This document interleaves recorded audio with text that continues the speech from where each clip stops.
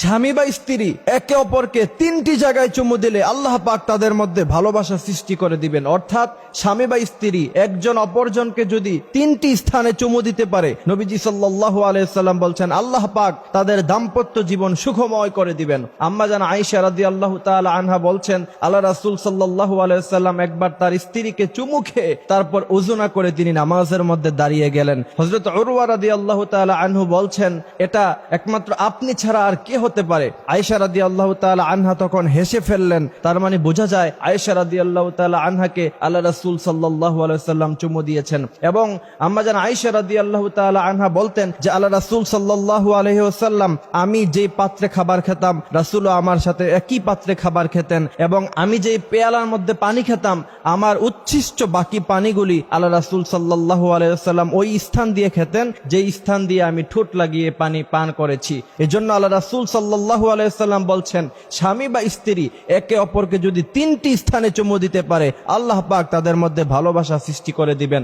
এক নাম্বার হলো কুব্বালাতুল খাদ্দি, অর্থাৎ গালের নরম অংশ। আল্লাহ রাসূল সাল্লাল্লাহু আলাইহি সাল্লাম বলেছেন তোমরা তোমাদের স্ত্রীদেরকে কুব্বালাতুল খাদ্দি অর্থাৎ গালের নরম অংশে চুমু দিলে আল্লাহ পাক তোমাদের মধ্যে ভালোবাসা সৃষ্টি করে দিবেন। আমার ভাইয়েরা, আল্লাহ সুবহানাহু ওয়া তাআলা বলছেন আজওয়াজান লিতাসকুনু ইলাইহা ওয়া জাআলা বাইনাকুম মাওয়াদ্দাতান ওয়া রাহমা, তোমাদেরকে আমি সৃষ্টি করেছি এবং স্বামী এবং স্ত্রী হিসাবে তোমাদেরকে পৃথিবীতে প্রেরণ করেছি এই জন্য যাতে করে একজন আরেকজনের কাছে গিয়ে তোমরা তোমাদের ক্লান্তি ভুলে যাও এবং তোমাদের মধ্যে যাতে করে ভালোবাসার সৃষ্টি হয় এবং তোমরা যাতে আরামে জীবন যাপন করতে পারো।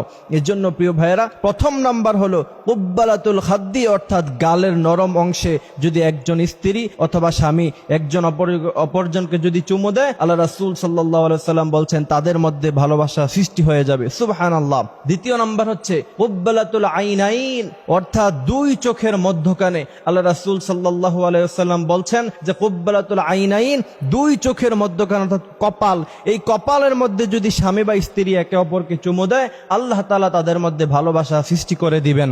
এই জন্য ইসলাম কত সুন্দর দেখেন, আমি অবাক হই আপনি আপনার স্ত্রীর সাথে কেমন ব্যবহার করবেন, স্ত্রীর কোন জায়গায় চুমু দিবেন সেটাও নবীজি সাল্লাল্লাহু আলাইহি সাল্লাম বলেছেন কুব্বালাতুল আইনাইন কপালের মধ্যে চুমু দেয়। এটা খুব সম্ভ্রান্ত একটা জিনিস এবং এটা খুবই সুন্দর একটা জিনিস কপালের মধ্যে চুমু খাওয়া। আল্লাহ রাসূল সাল্লাল্লাহু আলাইহি সাল্লাম বলেছেন যদি দ্বিতীয় নম্বরে তোমাদের স্ত্রীদের কপালে চুমু খেতে পারো আল্লাহ পাক তোমাদের মধ্যে ভালোবাসা সৃষ্টি করে দিবেন। তৃতীয় নাম্বার হচ্ছে কুব্বালাতুল ইয়াদি অর্থাৎ হাতের এই নিচের অংশ, এই নিচের অংশে যদি আপনি আপনার স্ত্রীকে চুমু দিতে পারেন ইনশাআল্লাহ আল্লাহ পাক আপনার মধ্যে আপনার স্ত্রীর মধ্যে ভালোবাসা সৃষ্টি করে দিবেন। কারণ আমি একটা আর্টিকেল পড়ছিলাম যে বিশেষজ্ঞরা বলছে এবং যারা বড় ডাক্তার তিনারা বলছেন যে হাতের এই শিরার মধ্যে 19টি শিরা আছে, এটার মধ্যে শ্রদ্ধা, ভালোবাসা, মহাব্বত অনেক কিছু বিষয় এখানে মিশ্রিত আছে। এই জন্য হাতের নিচের এই অংশে যদি আপনি চুমু দিতে পারেন আল্লাহ রাসূল বলছেন কুব্বালাতুল ইয়াদি হাতের নিচের অংশে তোমরা চুমু খাও তাহলে তোমাদের মধ্যে আল্লাহ পাক ভালোবাসা সৃষ্টি করে দিবেন।